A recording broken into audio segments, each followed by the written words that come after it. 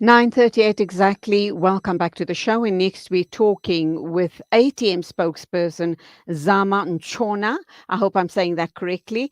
And we are looking at the issue of the ATM calling for the courts to review Phala Phala report clearing President Ramaphosa. Very good morning to you, Zama. Welcome to the program.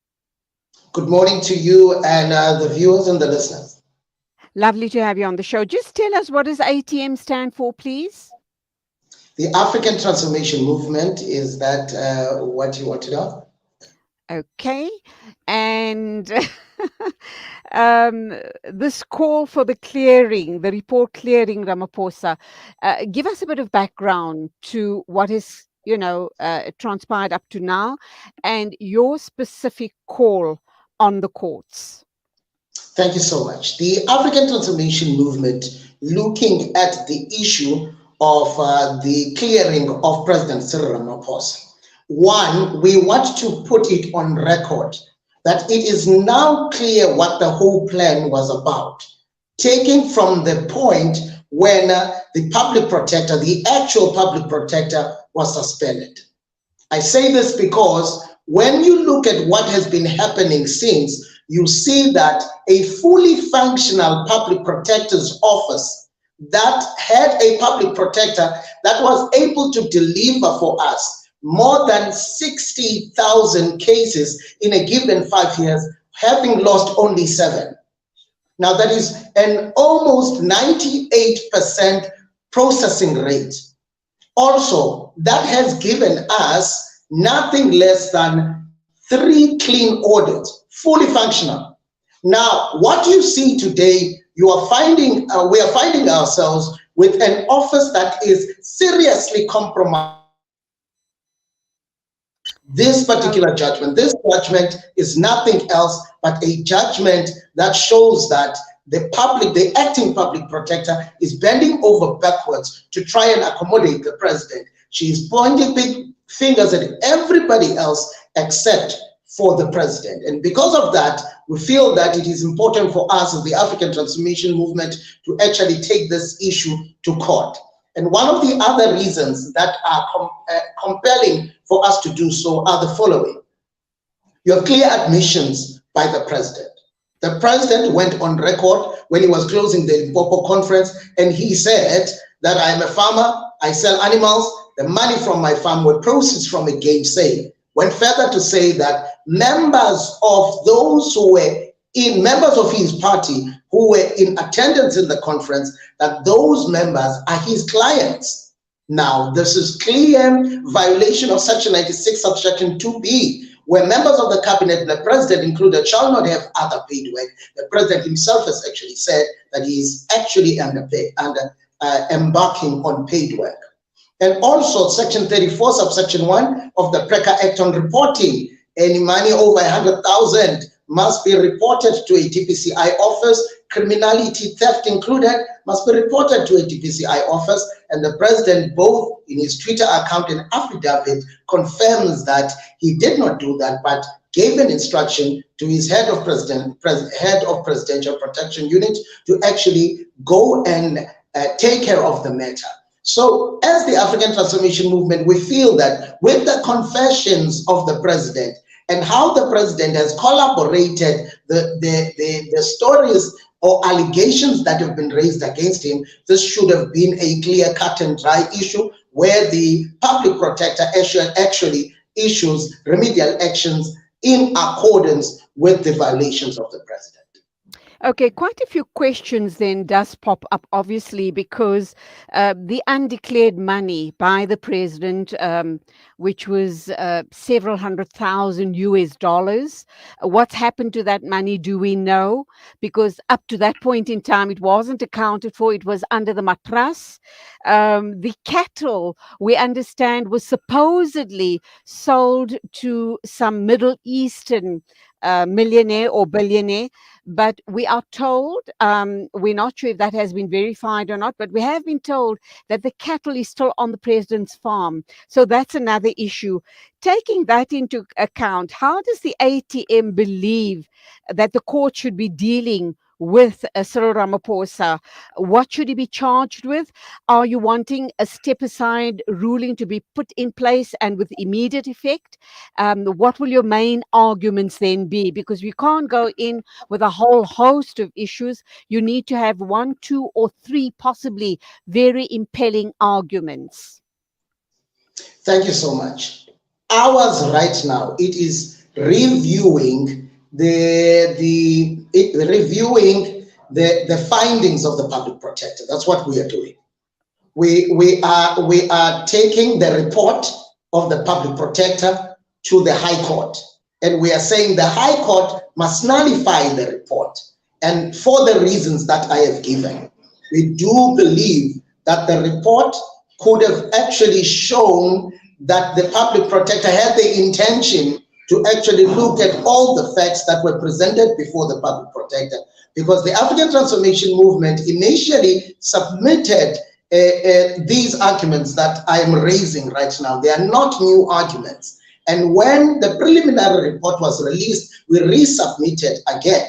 And there is also the affidavit of the president. And on top of that, there is the report of the Section 89 independent panel, which also speaks to the same issues which I am raising right now. So what we are saying basically is that this report, these findings, are findings that must be set aside because they are not in the true spirit of what that office stands for. But the only thing you have found out was that the public protector did what she has been doing all along, doing favors for the president, from extending, from giving him extensions on submission of answers, which she did twice, without informing the African Transformation Movement that is the complainant, to the way that she has been going around doing his work as far as this is concerned. At some stage, she said this was going to take 3 years. At some stage, when we marched to the office, she said she would deliver in 7 days. And in all the promises that she has made and what she should have been doing, she was not delivering. And you are seeing that she has leniency that she has been doing. This is why earlier on I said, it is now clear what was the plan. The plan was to render that office useless so that the president can actually get away with murder. Okay, so there's two issues here. Obviously, the one that you've raised very, very strongly against the public prosecutor. You need those charges to be re-looked at or to be dismissed completely because she's, according to ATM, she is biased towards the president. And then also holding the president to account for, as I've raised, the monies, the cattle, and so forth. And do you believe that the step aside rule should be implemented, or do you believe that the ANC is going to rally around him because of the upcoming election? And I think we can't get away from that, can we? So over to you. Thank you so much. On the issue of holding the president accountable, we believe that there are processes in place. You remember that the step aside phenomenon is an internal party issue which you find within the ruling party. Within government, there are processes that we have. Some of those include impeachment.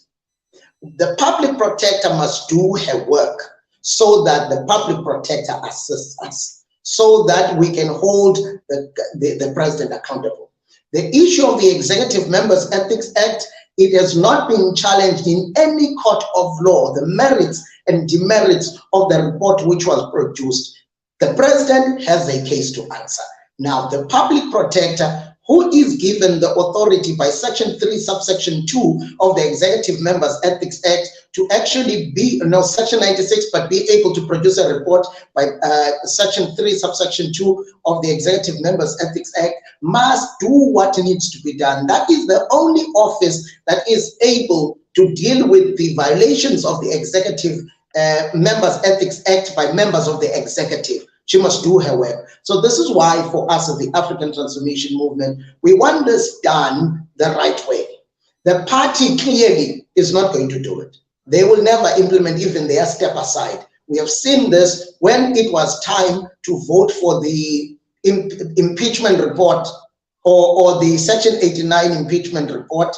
When it was time to do that, they were like holding a gun to the head of their own members, telling them, if you do not vote in a particular way, we will then make sure that you lose your job. You might as well take your membership and all. So the party on its own, it is not going to do it. What we expected from the Office of the Public Protector was impartiality, was objectivity, was respect of the rule of law, was pursuit of justice. And that office, as we speak, has been rendered useless under the directorship of the Deputy Public Speaker, the Deputy Public Protector, who is Advocate Galeka. So the courts must do what needs to be done. That report must be overturned, taken back to that office, and Galeka must find accordingly.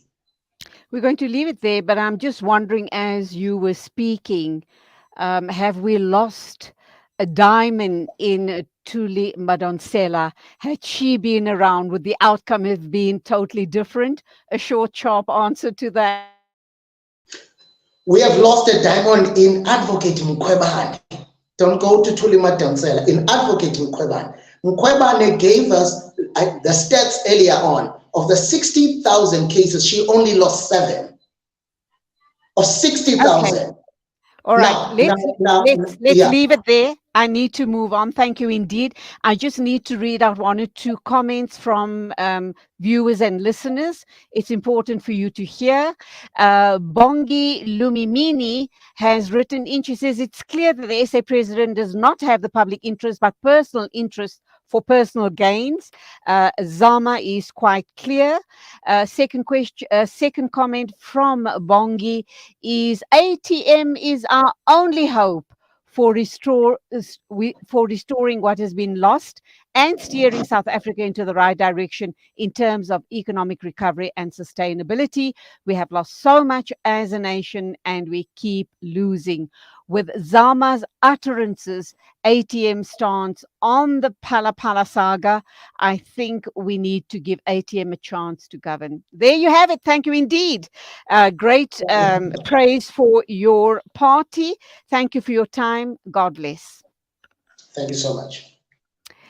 And to you, Bongi, thank you indeed for your comments on the show. I'm so pleased that you became a part of the conversation. We need that from time to time. It's 9:51. In a minute or two, we're going to be talking to a resident here in Robertsham about the dreaded water shut-off come next week. And from what I'm hearing, it's probably going to be for an entire week. Oh dear, what are we going to do? Please stand by. This is News and Views on